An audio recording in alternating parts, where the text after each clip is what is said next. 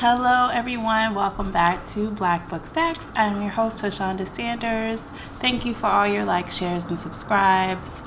I am going to review today a book that was sent to me by Bloomsbury maybe 2 years ago, a little bit less than that, maybe.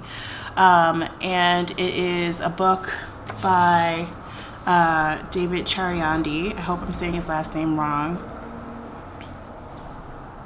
Right. I hope that I'm saying his last name right.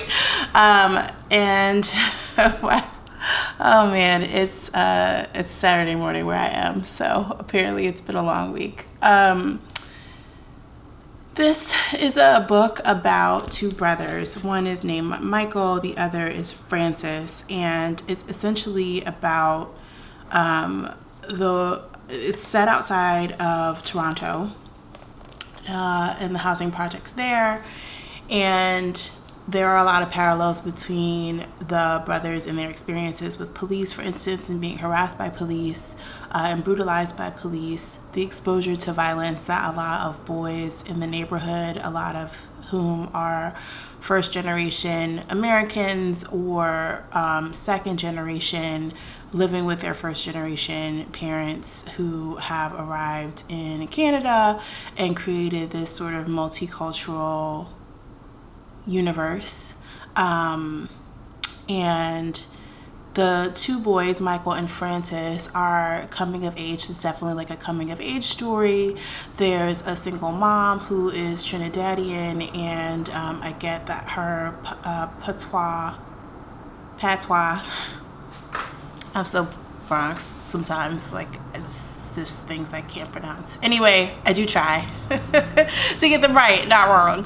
And so she is essentially, when the book opens, changed by an event. We don't really know what that event is. We know that Francis is missing, and he is a part of the narrative without being a part of it. He's kind of like this ghost that sort of haunts the narrative. It's told kind of in this really masterful way where it's not a straightforward chronological experience for the reader, where essentially he moves back and forth through time.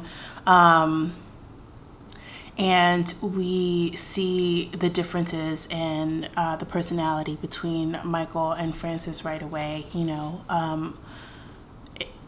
Francis is kind of the cool older brother. Michael is a little bit younger and a little bit more naive, young. He acts his age. Michael acts his age, and Francis is a little bit kind of this tortured old soul who has maybe seen more, and what we find out in the end is grappling with more than maybe anybody knows, including the closest person to him, who would be Michael, who he both loves and resents.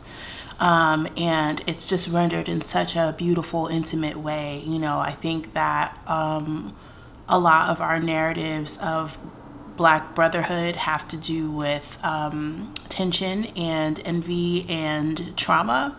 And even though there are some of those elements in Brother, what is most, I think, clear is actually the love that these brothers have for each other, the love that their communities have for them. There's a barbershop. There are a couple barbershop scenes that display, I think, perfectly some of the beauty and challenges of being known in a place where poverty and the intersectional aspects of life come to bear on the lives of characters. I think that's a really challenging thing to convey in a beautiful way, which is maybe why it hasn't been done that much. But Chariandy, brother, if you ever see this, I'm so my bad for if I'm messing your name up. But I think what Chariandy does so exquisitely is he shows you not just how families, and even chosen, including and especially chosen family, help you to deal with things that maybe should be that are so violent and surprising that they should be difficult to deal with, right? Because they're shocking to the system. But there's something about the embroidered community around these brothers and their mother, and their friends, that keeps them resilient. That in fact is kind of the center of their resilience. And so there's something, I think, that's just incredible about that. And it's one of the things I love about Brother. It's so interesting too, because I think North American Black folks don't always include Canada, but in fact I'm thinking of someone whose name I'm also going to butcher, Essie Duggan,